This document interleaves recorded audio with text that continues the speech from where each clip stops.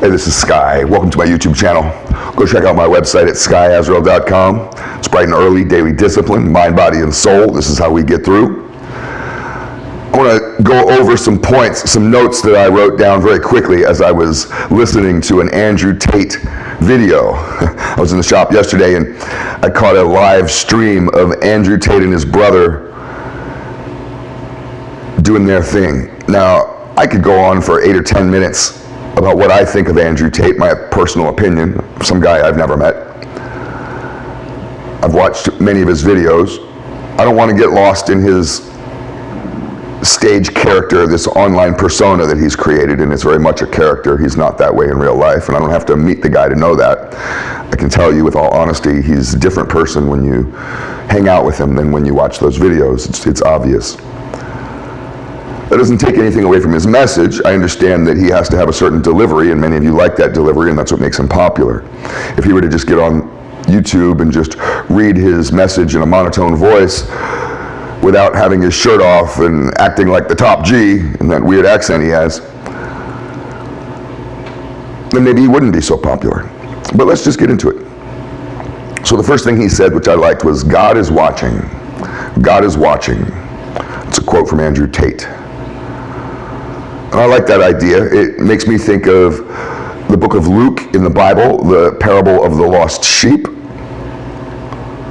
where Jesus is being criticized by his haters. He's got lots of haters, people that are like always talking mad shit about Jesus and what he's up to. And he overhears some cats running their mouths, and he goes up to them and he's like, "What y'all talking about?" And they're talking about him. And they're like, "Well, we hear that you hang out with criminals and losers and vagabonds and deplorables." You know, you've heard that word. And Jesus is basically like, "Yes, so what?" And then he goes into this story of the lost sheep, trying to explain his point. He says, when a sheep herder loses a sheep, he has to go and find it. So he leaves the 99 sheep to go after the one.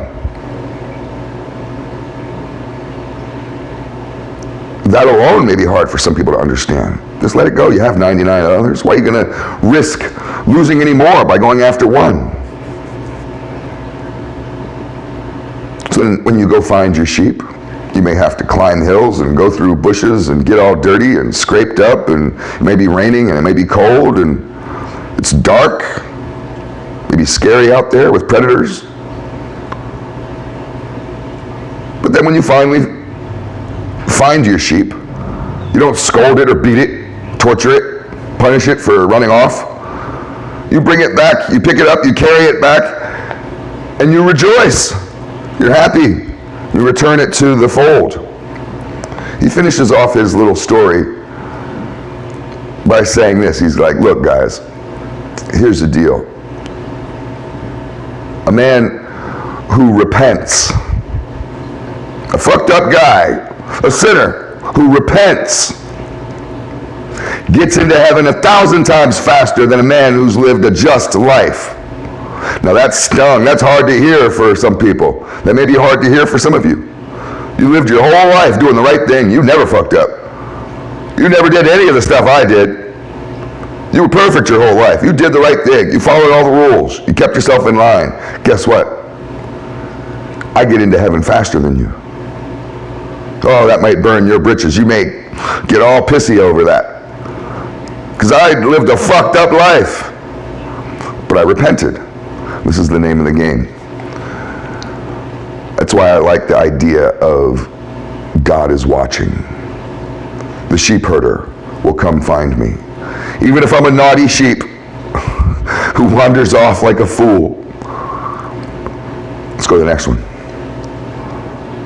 These are quotes that Andrew Tate said, so we're just going to hash them out, try to do a deeper dive into some of this stuff. Everything in life is rented. Glory is fleeting, obscurity is forever. Now, a lot of Andrew Tate's philosophy are kind of internet memes, generic stuff that I'm sure you've heard of before. But it's true, and everything in life is rented. You don't get to take anything with you when you die. All you get is your mind. That's the only thing that you own is your mind. The point is that glory is fleeting and obscurity is forever, I think is a more powerful statement than the first part of this. Everything in life is rented, yeah, we get it. So you can't fill your casket full of crap, full of your cars or your motorcycles. There are guys that get buried with their motorcycles.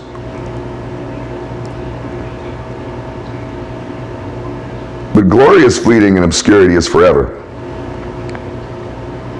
You know, that really tells me that you got to get off the porch. A lot of motherfuckers just sitting on the porch, watching the world go by, watching the guys out in the streets do shit while they're sitting there safely up on the porch watching.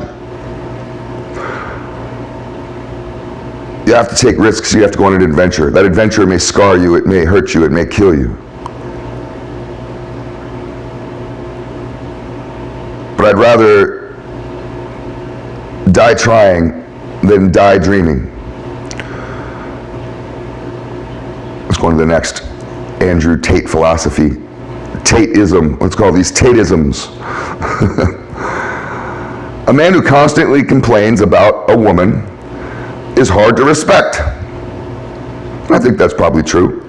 It is rather annoying when guys complain about their girlfriends or their wives. I think that's inappropriate.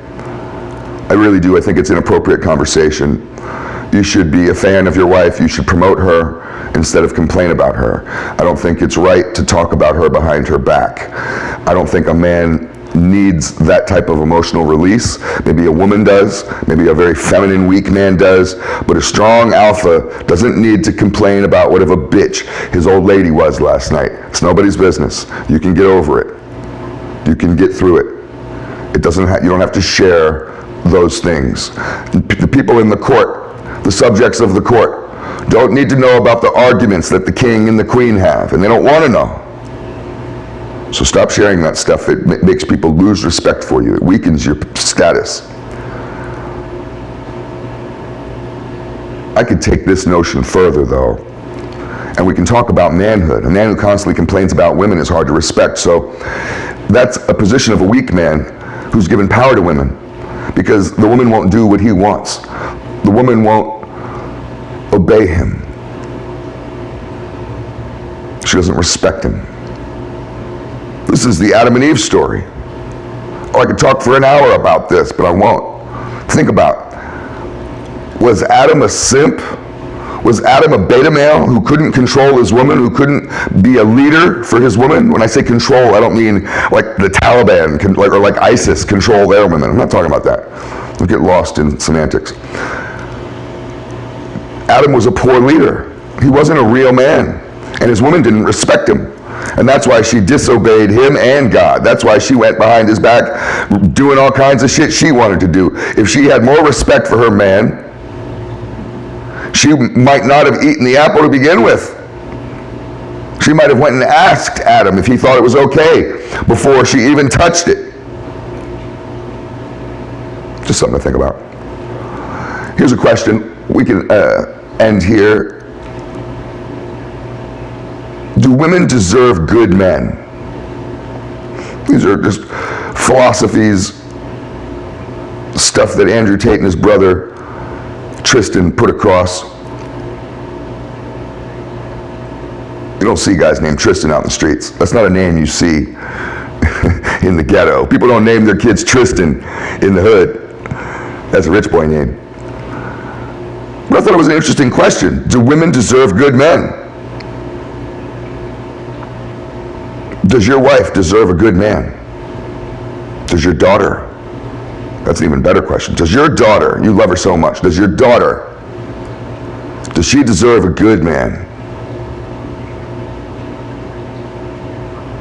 Should you be a good man for your mate, even if you're single? Every woman wants a good man. Do they deserve it? Do women deserve a good man? It's just an interesting question. Something worth philosophize on. Have a good day, guys.